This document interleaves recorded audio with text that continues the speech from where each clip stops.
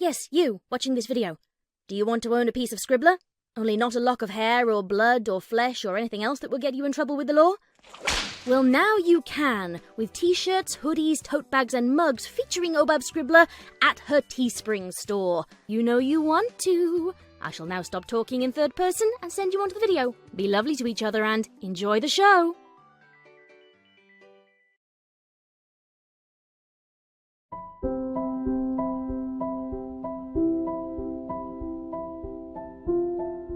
It goes something like this.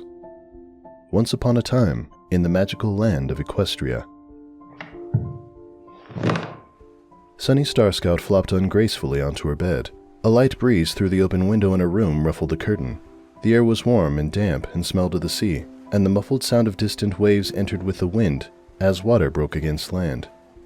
She heard ponies, distant and indistinct, and the bells of ships in the harbor. It was late in the day, and Sunny had just finished dinner for herself. The rest of the house was still and silent. Briefly, she wondered if her parents were coming back today. Her head turned as she sought out something to occupy her attention, and her eyes landed on the figures arranged on her end table. Rainbow Dash, She said aloud, largely for the sake of hearing something. Rarity, Applejack, Fluttershy, Pinkie Pie. She sat up a little better, bringing a hoof to her chest and taking a deep breath. Loyalty, generosity, honesty, kindness, laughter. It was a kind of mantra, one that she'd begun when she managed to snag the Applejack figurine from the town market a few years back, and expanded every time she landed a new figurine. AJ had been the start of her collection, and most definitely the easiest to find. She remembered holding the little amber earth pony figure in her hooves, the earnest and forthright smile on its face, and she swore she could almost hear it speak to her. She'd had to have it, and that was the honest truth. Be honest with yourself. Is this how pony kind should be? Sunny rolled off the bed and trotted over to the window, moving the curtain out of the way and securing it on the hook next to the still. She sat and looked out over the bay. The sun was setting over the water, and she gave a small smile as another warm breeze blew some of the sea air into her room. Pinkie Pie had been next.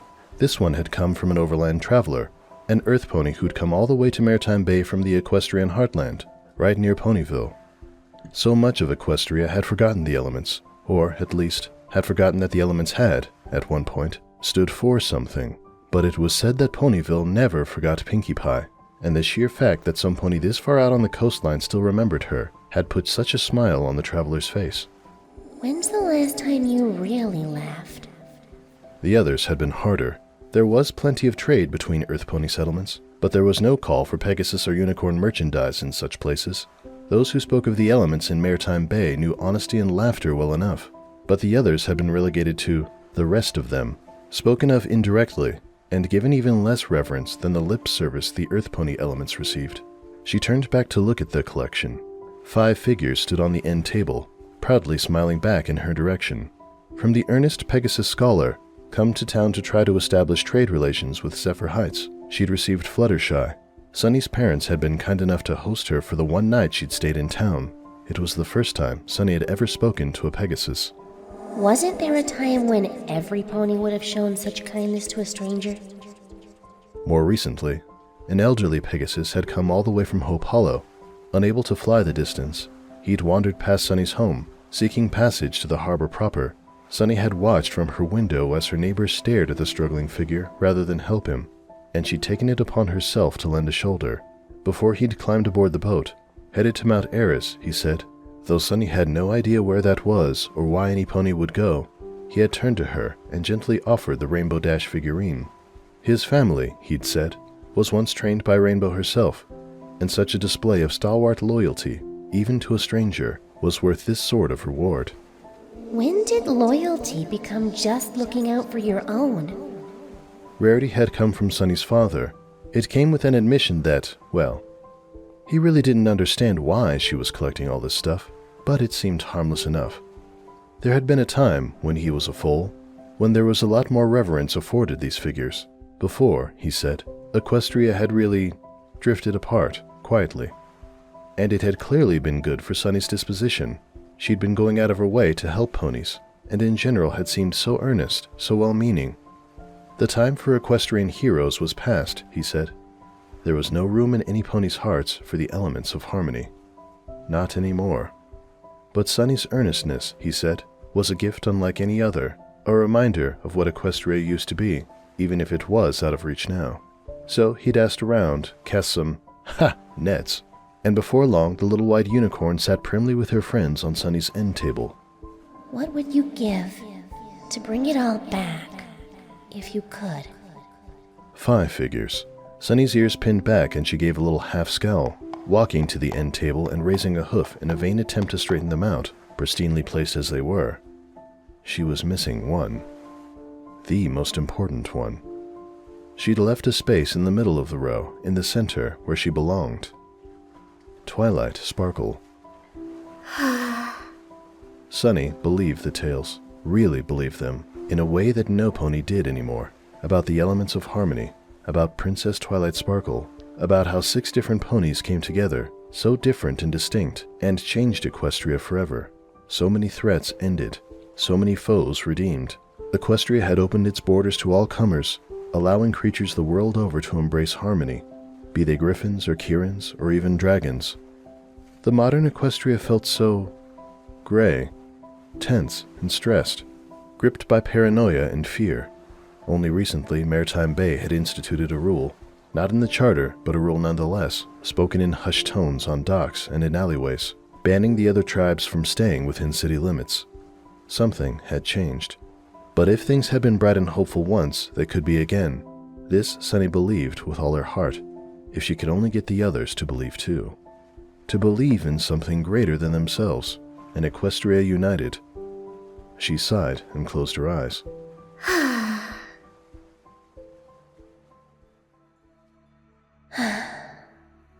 Twilight Sparkle sighed and closed her eyes. Not that she had eyes, or even a body per se, in this place, this elsewhere, the Sea of Stars, where she'd first ascended. It was more a mental place, a spiritual place, separate from space and time in the conventional sense. It was a fascinating topic to study, and she'd had, well, plenty of time lately, in a manner of speaking. But the idea of a body was convenient. She was used to it. So she stood on a path made of stars and looked out into the gentle darkness, images of pasts and futures whirling gently around. Or at least all of this was true metaphorically, and it was good enough for her. She wondered, briefly, if Luna had rubbed off on her more than she'd thought. The image of the earth filly hung suspended in front of her, one hoof held out to the table, reaching for the empty space between the figurines. Twilight lifted her own hoof, holding it up toward the image, a weak, slightly sardonic smile quirking her lips. They've turned us into toys, she said, only a little sourly. You'll get used to it. The Princess of the Night's voice was warm and gently needling, but there was an undertone of resignation to it. Twilight turned her head. Luna was standing on the starlight path beside her. She had not been there a moment ago, but such was the nature of elsewhere. She was taller than Twilight, though perhaps that was because Twilight thought of herself here as she had been when she was younger, still the size of a normal pony. Twilight looked back at the image suspended in front of her and lowered her hoof. I guess. But... She wasn't sure how to follow up on that, how to put what she was feeling into words. Beside her, Luna shifted slightly. When she spoke next, the elder alicorn's tone was careful, contemplative. Despite our best efforts, Ponykind saw fit to think of my sister and I as gods, or something near enough to them not to matter. And both you and I are rather intimately familiar with the myth I became, and what became of the myth in my absence. Unbidden, images of a moonlit nightmare night rose to Twilight's mind, and shimmered into being around her. Luna looked about and smiled. I am glad to see you still remember that night so clearly. I suppose the Royal Canterlot voice does make an impression. Twilight shook her head. The other images disappeared, and the illusion of Sunny Starscout, hoof outstretched, pulled in closer. I don't think this is the same, she muttered, flicking her tail in vague frustration. You were revered. We're being... merchandised? Luna smiled. As if that were so special. Look. Luna reached out and touched the image with a hoof, dragging across it, changing perspective as if manipulating a film. See the tapestry above her bed? If only Celestia could collect on the royalties. Twilight let out a small sigh, mouth forming a thin line. Luna's smile broadened, but she gestured placatively with her hoof. But this is different. All of us, changed Equestria. Brought it together. We embodied harmony and made Equestria prosper. There was real magic, real power, and now we're that. Toys, icons, reduced to our simplest representations, and without a care for what we did or how we did it. She took a deep breath. When Luna raised an eyebrow, she shook her head and continued. I know it's not like nothing I did meant anything, and I'm not trying to imply that. I mattered. We all mattered. And your faith in us was well placed. The Council of Friendship accomplished so much, filled Equestria with harmony and hope. And now we're plastic figurines on a shelf, sold to the highest bidder. In a way, this is what Tirek, Chrysalis, and Cozy all wanted. I think I'm allowed to be a little bitter. Not to mention how magically starved Equestria has become. Luna had returned to her distant, contemplative look. Magic moves like moonlight. It ebbs and flows like the tides. It comes and goes like the fullness of the moon. We are subject to it as much as we subjugate it. You and I, and Celestia, Cadence, and Flurry, of course, are all keenly aware that, for all the power we wield, there are forces at work greater than us. Harmony has a will, and it will find a way. And you can see, even in its absence, that it guides ponies still. She pointed back to the image, which had focused again on Sunny. The filly's lips were moving, and Twilight leaned forward, flicking her ears up to listen. Dear Princess Twilight. It was said, in the tales, that Twilight Sparkle had a mentor, an elder princess, beautiful and serene like the summer day, Celestia, the sky and the sun, whose cutie mark adorned the tapestry over her headboard. If Twilight had been the one to spread the light of harmony, then Celestia had been the very source of that light, and, in the olden tales, it was said that Twilight often turned to her mentor to tell her what she had learned in letters sent by Dragonfire. Sunny didn't have a dragon, and it wasn't like the Princess of Friendship had a cell phone or email address, so she did what she could instead. She prayed. Twilight watched as Sunny spoke, and the words wrote themselves out in glistening, flickering orange light beside the filly's image. Like her, it was here and not here, but the tenuous reality did not change the sentiment. Dear Princess Twilight, I don't know if you can hear me. I mean, you probably can't.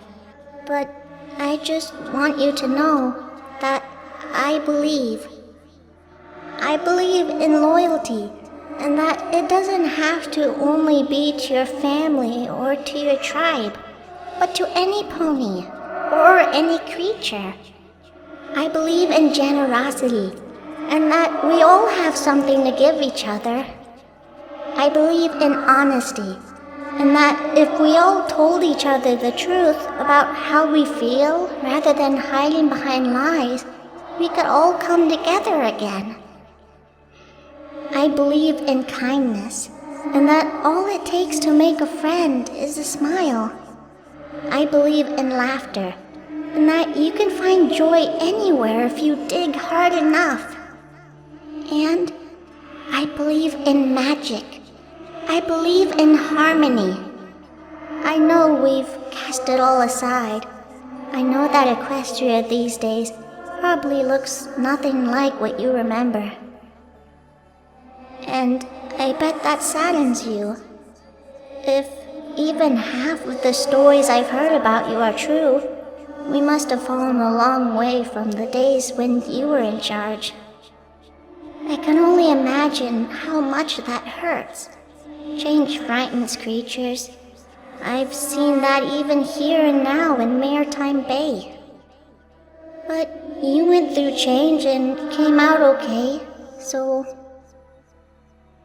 I guess what I'm trying to get at is, even if no pony else believes in you and the elements anymore, I do.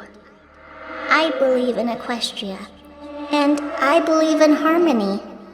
And I know the rest of the world could learn to believe again too. I just need a sign, a push, anything. No, I think what I need is a friend. So, could I ask for your help in finding and making a friend? You had to start somewhere once, right? So, I can't think of any pony better to ask. Your faithful... The words paused, almost visibly hesitating, like a quill suspended over parchment. The image of Sunny furrowed her brow. Your faithful disciple, Sunny Starscout. Twilight did not have to look to recognize the wide and widening grin on Luna's face. You have a disciple, The Princess of the Moon said in a low voice. It was almost a purr. How sweet. Twilight sighed and ran one hoof along her other foreleg. I'm not sure I want a disciple. Luna's amusement was unabashed. Don't worry, Twilight. This was due to happen eventually. Yes, Twilight replied, a little wistfully. but I had a chance to learn to see Celestia's flaws, even if it took me a few tries. Sunny might never get that chance. We're here now, not there, and we might never be able to go back. Perhaps so. Said Luna, finally calming, smile turning serene again. But you had rather more foresight than Celestia and I in establishing a legacy through written word rather than physical presence. We let the scribes write about us. You, on the other hoof, had the temerity to write about yourself. The journal. Twilight murmured, eyes widening. I seem to recall that at the time you wondered if publishing it was a mistake. I think you will find that Harmony is, unlike its more erratic counterpart, not in the business of making mistakes. Twilight's mind was already whirling. The space around the alicorn shimmered with the intensity of her thoughts. She said she needed a friend. I don't think I can give her one directly, but how do we ensure a copy of the journal ends up in her hooves? She turned, looking the Princess of the Moon in the eye. I think that Harmony has already taken care of that, Luna replied, still looking at the image of the Earth Filly. Downstairs, Sunny heard the front door open. She sprang back to her hooves, a smile working its way onto her face as she moved to and opened the door to her room. Sunny, we're back, and you won't believe what we found. I think you'll like it. What they found was this: a seafoam-colored bag emblazoned with a 6-pointed starburst, 2 books, and the tiny lavender figure of an alicorn princess. That took its place in the middle of the group, front and center. You can show them the magic. I know you can. One of the books was well-loved, dog-eared, and peppered with bookmarks in 6 distinct colors. The other was brown, a golden unicorn emblazoned proudly on the front. It had a very distinctive first page. It goes something like this. Once upon a time, in the magical land of Equestria,